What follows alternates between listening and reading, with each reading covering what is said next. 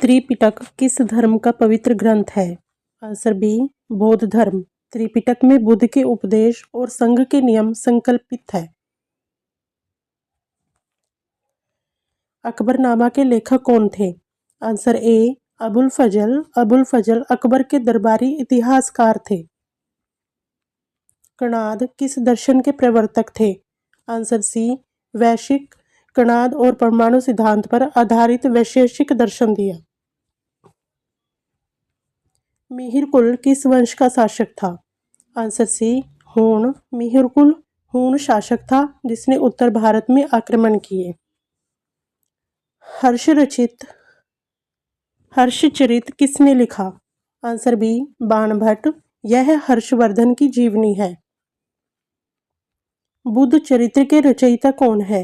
Answer A, अश्वघोष। इसमें बुद्ध के जीवन का काव्यात्मक वर्णन है। अष्टाध्यायी किससे संबंधित है? आंसर सी, व्याकरण। पाणिनि द्वारा रचित संस्कृत व्याकरण की प्रसिद्ध पुस्तक है। अमरकोश के लेखक कौन है? Answer B, Amar Singh. अमरकोश संस्कृत का प्रसिद्ध शब्दकोश है। विक्रमशिला विश्वविद्यालय की स्थापना किसने की? Answer A, Dharmpal. पाल वंश के शासक धर्मपाल ने यह बौद्ध विश्वविद्यालय बनाया। अलबरूनी की प्रसिद्ध पुस्तक तहकीक-ए-हिंद किस विषय पर है? आंसर बी, भारतीय समाज, धर्म और विज्ञान। अलबरूनी ने भारत की संस्कृति, रीति रिवाज, धर्म, गणित और विज्ञान का विस्तृत वर्णन इस पुस्तक में किया है। सप्तांग सिद्धांत किससे संबंधित है? आंसर बी, राज्य के अंग। कौटिल्य के अनुसार राज्य के 7 अंग होते हैं: राजा, मंत्री, जनपद, दुर्ग, कोश, सेना और मित्र। कुशीनगर किसके लिए प्रसिद्ध है? आंसर सी, बुद्ध का महापरिनिर्वाण। कुशीनगर में भगवान बुद्ध का देहावसान हुआ था। फाहवान भारत कब आया था? आंसर सी, चंद्रगुप्त द्वितीय के समय। चीनी यात्री फाहवान गुप्त सम्राट चंद्रगुप्त विक्रमादित्य के समय भारत आया था। गुप्त काल को स्वर्ण युग क्यों कहा जाता है? आंसर सी, कला, विज्ञान और साहित्य की उन्नति के कारण। इस काल में कालिदास, आर्यभट्ट, वराहमिहिर जैसे महान विद्वान हुए, इसलिए इसे स्वर्ण युग कहते हैं। नालंदा विश्वविद्यालय की परंपरा को आगे बढ़ाने के लिए बिहार में स्थापित किया गया है। ह्यूएन किस विद्यालय में पढ़ा था? Answer B, Nalanda. चीनी यात्री ने नालंदा विश्वविद्यालय में बौद्ध दर्शन का अध्ययन किया। मेगास्थनीज किसके दरबार में राजदूत था? Answer C, Chandragupta Maurya. यूनानी राजदूत मेगास्थनीज ने इंडिका में मौर्य शासन का वर्णन किया। अमरावती स्तूप किस राज्य में स्थित है? Answer B, Andhra Pradesh. अमरावती बौद्ध कला का प्रमुख केंद्र था। सांची स्तूप किस वंश के समय बना? आंसर बी, मौर्य वंश। अशोक के काल में सांची स्तूप का निर्माण हुआ था।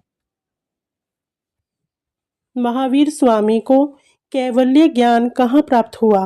आंसर सी, त्रजुपालिका नदी तट पर। त्रजुकापालिका नदी के किनारे साल वृक्ष के नीचे महावीर को कैवल्य ज्ञान मिला। अंग महाजनपद की राजधानी क्या थी? आंसर सी, चंपा। चंपा अंग महाजनपद की राजधानी थी। विक्रमशिला विश्वविद्यालय किस नदी के तट पर स्थित था? आंसर ए, गंगा नदी। यह बौद्ध विश्वविद्यालय गंगा नदी के तट पर स्थित था। हर्षवर्धन की राजधानी कहाँ थी? Answer B, Kannauj. हर्षवर्धन ने कन्नौज को अपनी राजधानी बनाया। द्वितीय बौद्ध संगीति कहाँ हुई थी? Answer B, Vaishali. दूसरी बौद्ध संगीति वैशाली में हुई थी। इलाहाबाद स्तंभ लेख किस सम्राट से संबंधित है? Answer B Samudragupta. प्रयाग प्रशस्ति समुद्रगुप्त की विजय गाथा बताती है। अमरकोश के लेखक अमर सिंह किसके दरबारी कवि थे? आंसर बी चंद्रगुप्त द्वितीय। अमर सिंह नवरत्नों में से एक थे। न्याय दर्शन के प्रवर्तक कौन थे? आंसर सी गौतम ऋषि ने न्याय दर्शन की स्थापना की। हेनसोंग ने किस शासन के शासनकाल में भारत की यात्रा की? Answer A Harshvardhan. हेनसोंग हर्ष के समय भारत आया था। वल्लभी विश्वविद्यालय किस राज्य में स्थित था? आंसर सी गुजरात। वल्लभी प्राचीन शिक्षा केंद्र था। प्रयाग को तीर्थराज क्यों कहा जाता है?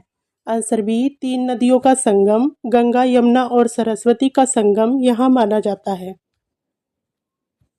मौर्य काल में धम्म महामात्र किस कार्य के लिए नियुक्त थे? आंसर सी धर्म का प्रचार। अशोक ने नैतिकता और अहिंसा फैलाने के लिए यह अधिकार बनाए। बाणभट्ट किसके दरबारी कवि थे? Answer A Harshvardhan. उन्होंने हर्षचरित्र लिखा। अशोक का राजचिन्ह किस पशु से जुड़ा है? आंसर ए शेर। अशोक स्तंभ पर 4 शेरों की मूर्ति है जो आज भारत का राष्ट्रीय प्रतीक है। बिहार नाम का प्राचीन रूप क्या था? आंसर ए विहार। यहाँ बौद्ध विहार अधिक होने के कारण इसे विहार कहा गया, जो बाद में बिहार बना। Answer C Harishena. यह प्रशस्ति समुद्रगुप्त की उपलब्धियों का वर्णन करती है और उनके दरबारी कवि हरिशेन ने लिखी थी।